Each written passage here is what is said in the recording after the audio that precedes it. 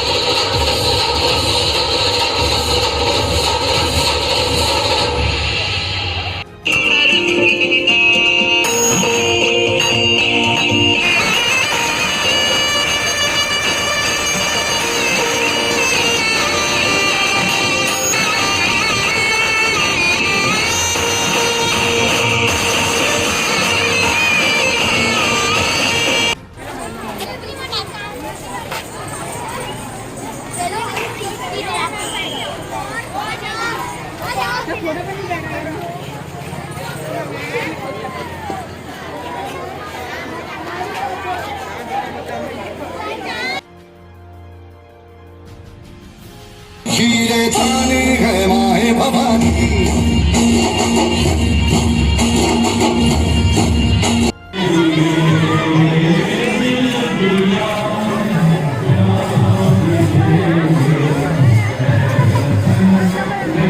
આ કાર્યક્રમમાં ઉપસ્થિત તાલુકા પંચાયતના ઉપપ્રમુખશ્રી, સદસ્યશ્રીઓ, સરપંચશ્રીઓ તથા ગામના અગ્રણીઓ, સામાજિક કાર્યકરો તેમજ તાલુકાની તમામ કચેરીમાંથી ઉપસ્થિત અધિકારીઓ અને કર્મચારીઓ, શાળાના સંચાલકશ્રીઓ, શિક્ષક મિત્રો, બાળકો અને ઉપસ્થિત તમામ ગામજનોનું આ તબક્કે હું તાલુકા વહીવટતંત્ર તરફથી સ્વાગત કરી 75મા પ્રજાસત્તાક પર્વની તમામને ખૂબ ખૂબ શુભેચ્છા પાઠવું છું.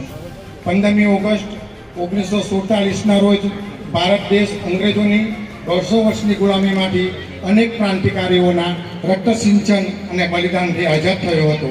પરંતુ ભારત દેશ પાસે તેનું કાયમી બંધારણ ન હતું.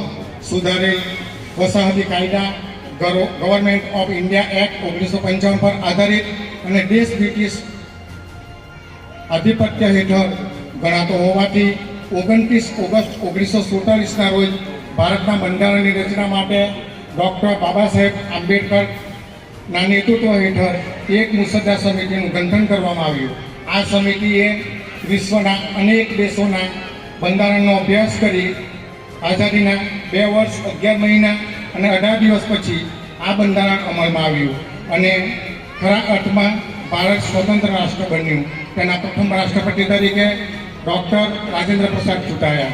15મી ઓગસ્ટ 1947ના દિવસે ભારત દેશ આઝાદ થયો અને 26મી જાન્યુઆરી 1950ના રોજ ભારતનું બંધારણ અમલમાં આવ્યું.